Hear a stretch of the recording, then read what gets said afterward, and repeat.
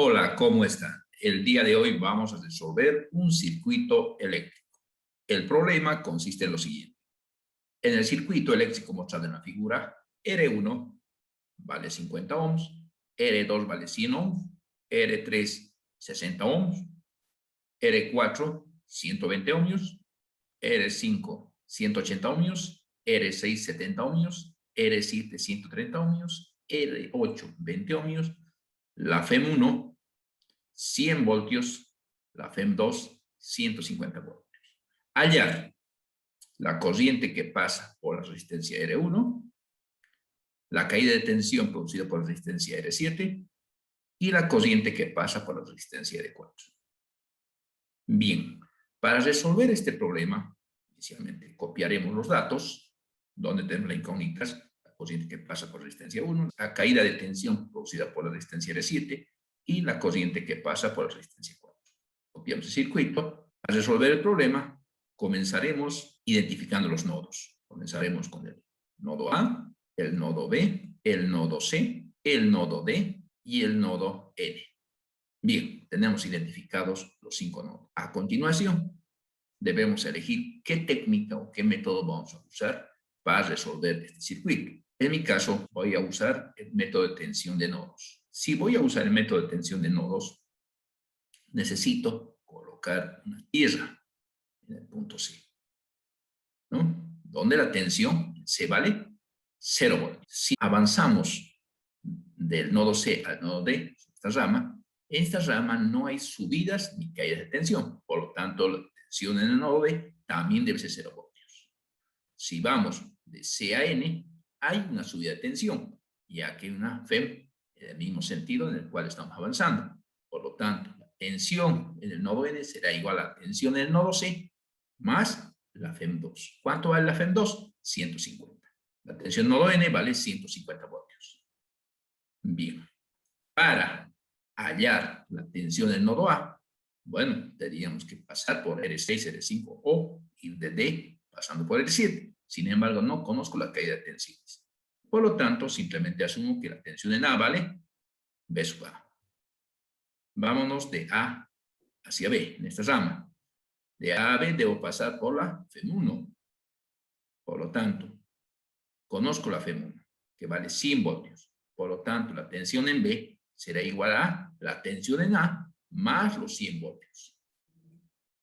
Bien, ya tengo definido todas las tensiones. En el circuito conozco todas las tensiones en todos los nodos, salvo la tensión en el nodo A. Bueno, también la tensión en el nodo B, pero que esté en función de A. Por lo tanto, necesito generar una ecuación para resolver el circuito. ¿Dónde aplico mi tensión de nodos? En este caso, si se fijan, en todos los nodos que haga, va a aparecer una FEM. Si hago, por ejemplo, en A, aparece una FEM1. Si me voy a N, aparece una FEM2. Si voy a C, lo mismo, una FEM2 y una rama sin resistencias. Si me voy a D, aparece una rama sin resistencia. Si revisamos la ecuación del método de tensión de nodos, es igual a la tensión del nodo inicial más menos las FEM menos la tensión del nodo final, dividido entre la sumatoria de las resistencias que hay en la rama que estoy estudiando. En este caso, si analizo esta rama BA, no hay resistencias. Por lo tanto, si no hay resistencia, debería ser 0. Y si es 0, la corriente sería infinita, lo cual no tiene sentido. Debido a esto, es que se elige en este método un supernodo. En otras palabras, dos nodos. Se puede tomar más de dos nodos, ¿no? De acuerdo al problema. En este caso, voy a trabajar con el supernodo AB. O podría haber trabajado también con CN, ¿no? Se puede. Bueno, en este he elegido AB. También podría haberse elegido el supernodo DCN. También es válido, ¿no? Bien, en este caso voy a trabajar con el supernodo AB.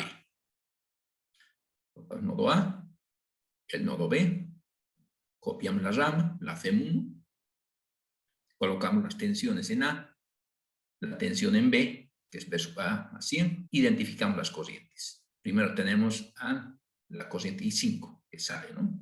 En este caso, usamos la misma recomendación que dice que todas las corrientes deben ser salientes de los nodos. Vamos, I7, que pasa por R7. Tenemos I3 y tenemos I1, salientes, todos salientes. Bueno, no hay más corrientes salientes de los nodos. A continuación, aplico la primera ley de Kirchhoff, que dice que la sumatoria de corrientes entrantes igual a la sumatoria de corrientes salientes, o la sumatoria de corrientes salientes igual a la sumatoria de corrientes entrantes. En este caso, ¿cuáles son las corrientes salientes? En este caso sería I1 más I3 más I5 más I7. No hay más corrientes salientes ni entrantes, por lo tanto es igual a 0. Bien, ahora vamos a comenzar a hallar las corrientes en cada una de las ramas, aplicando la ecuación planteada por tensión de nodos.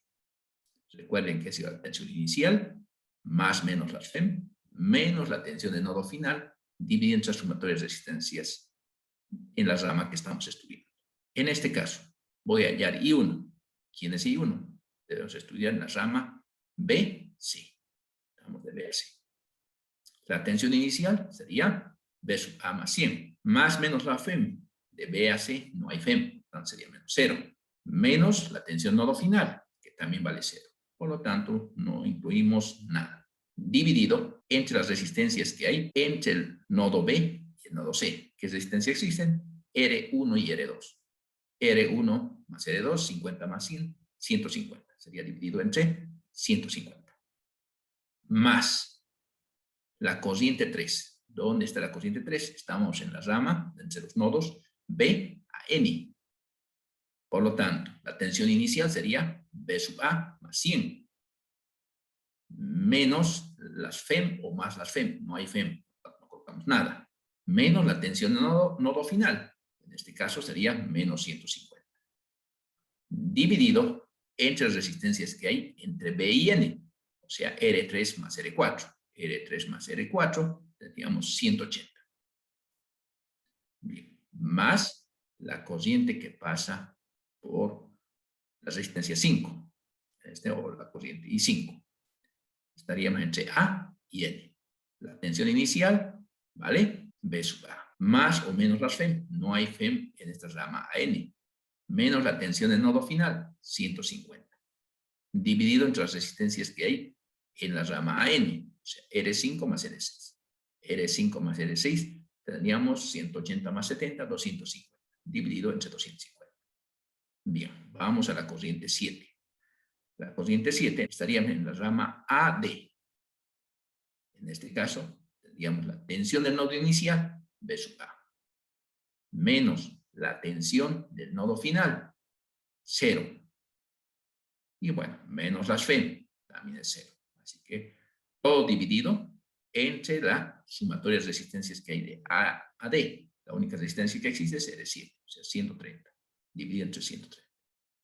Bien, como no hay más corrientes, esto es igual a 0. Aquí tenemos una ecuación con una incógnita, donde una incógnita es B sub A. Así que despejaremos aquí, despejaré B sub A sobre 150, más B sub A sobre 180, más B sub A sobre 250, más B sub A sobre 130. Sería igual a 100 sobre 150, pero como es con signo más, al otro lado pasa con signo menos, menos 100 sobre 150. Luego tenemos aquí más el valor de 100 menos 150 menos 50. Menos 50 sobre 180 pasa al otro lado como más 50 sobre 180. Aquí tenemos menos 150 sobre 250. Pasa al otro lado como más 150 sobre 250. Bien, podemos sumar aquí los términos de B sub A y dividirlos entre este resultado. ¿De dónde obtenemos que B sub A tiene un valor de 8,828 voltios? Bien, acabo de hallar la única tensión que no conocía. El único voltaje en el nodo que no conocía, B sub A. Y en función de eso ya puedo conocer todas las demás tensiones. Voy a comenzar a calcular ahora los puntos incisos.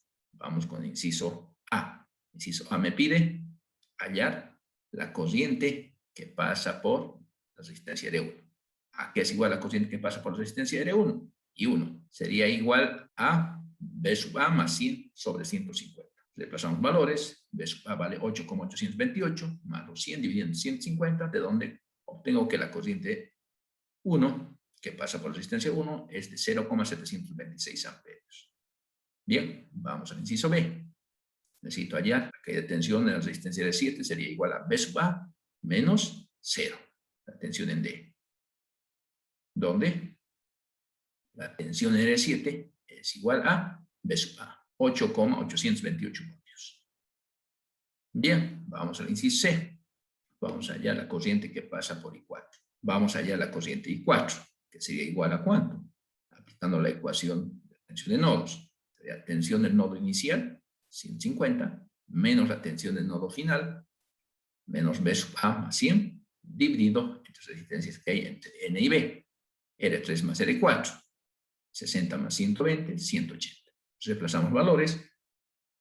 En vez de B sub A colocamos el valor que hemos hallado, 8,828.